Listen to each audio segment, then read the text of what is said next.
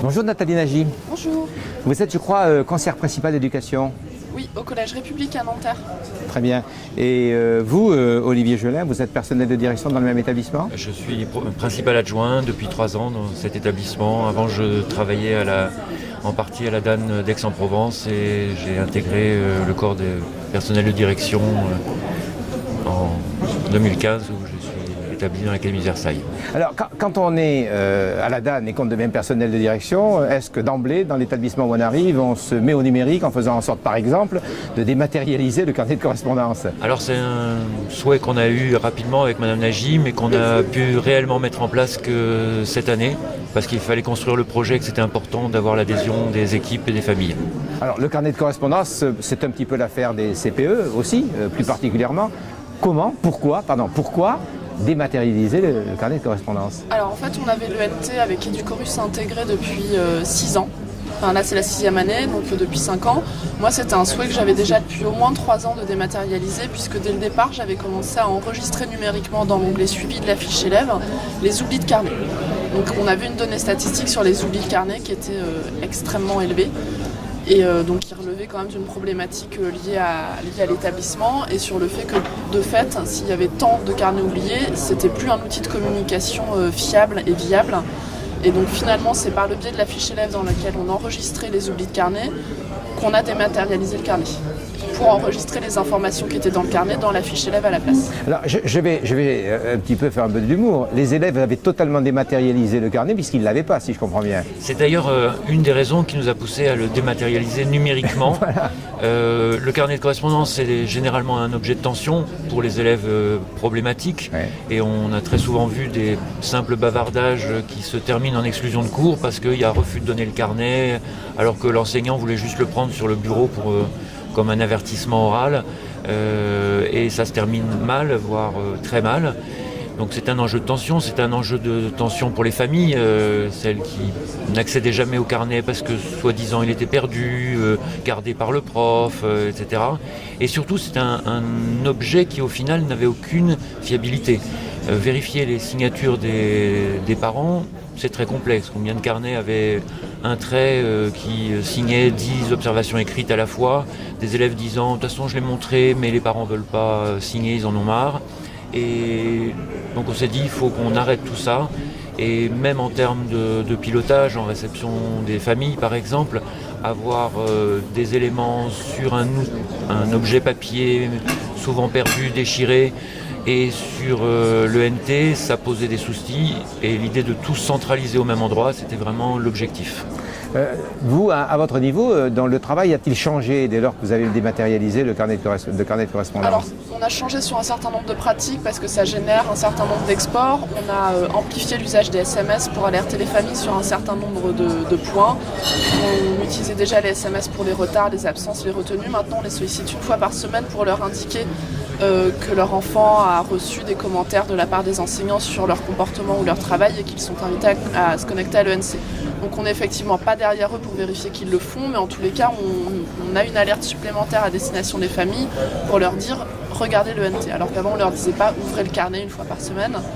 Et en termes de vie scolaire pure, le fait de concentrer la totalité des informations de la vie de l'élève dans la fiche élève, ça offre une qualité du suivi de l'élève qui est meilleure, que ce soit pour les CPE, pour les professeurs principaux, pour les équipes de direction.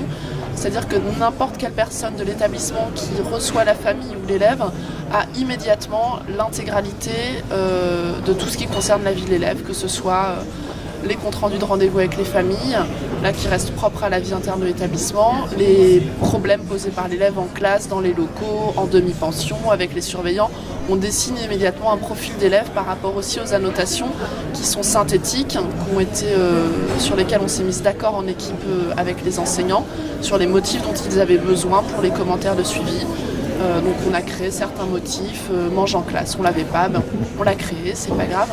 Mais ça nous permet aussi de dessiner des problématiques de classe ou des problématiques d'établissement et de fait d'adapter les politiques.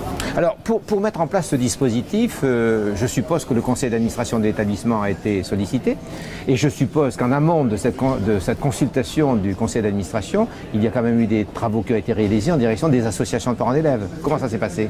Alors on n'a pas intégré les associations de parents d'élèves dans un premier temps. On a coécrit avec Madame Nagy le projet avant de le présenter au conseil d'administration en envoyant le document. C'est un projet qui faisait 3 pages, donc qui était 3-4 pages avec les points d'achoppement qu'on pouvait envisager, les avantages que ça apportait.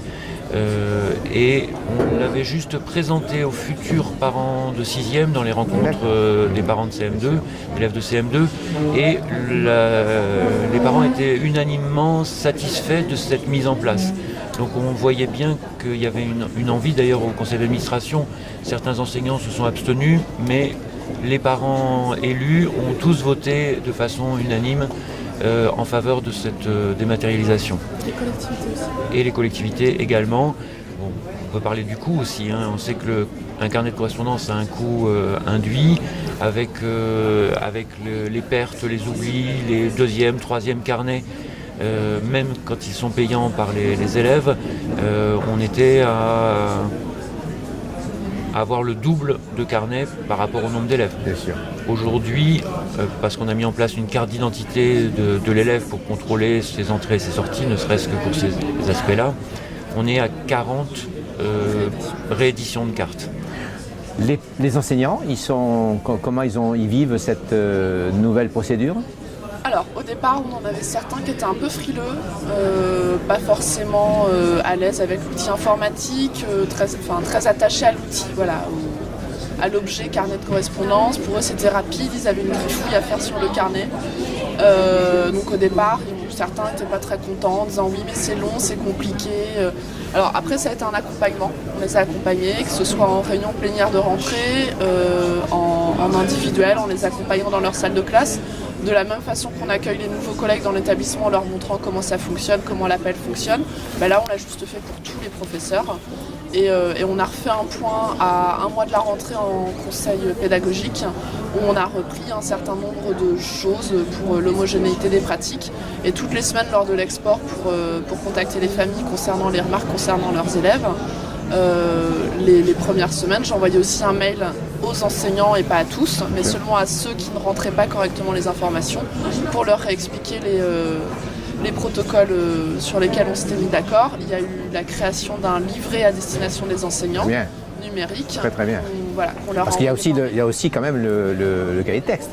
Oui, il y a le cahier de texte. Non mais en fait surtout finalement le fait d'avoir des protocoles pour la saisie par les enseignants dans la fiche élève pour les commentaires concernant les élèves, c'était juste un protocole de plus sur un projet de vie scolaire qui était plus large où un certain nombre de protocoles étaient déjà mis en place.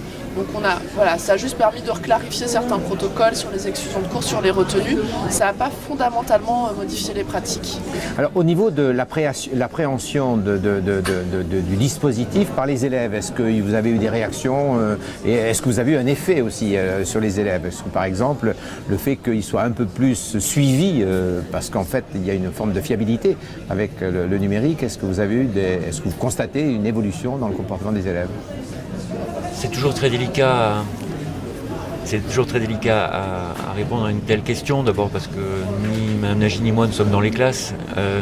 En revanche, on a bien vu que là où il était possible de discuter avec l'enseignant, négocier, écrivez pas parce que l'enseignant mettait son observation écrite à la fin de l'heure au calme.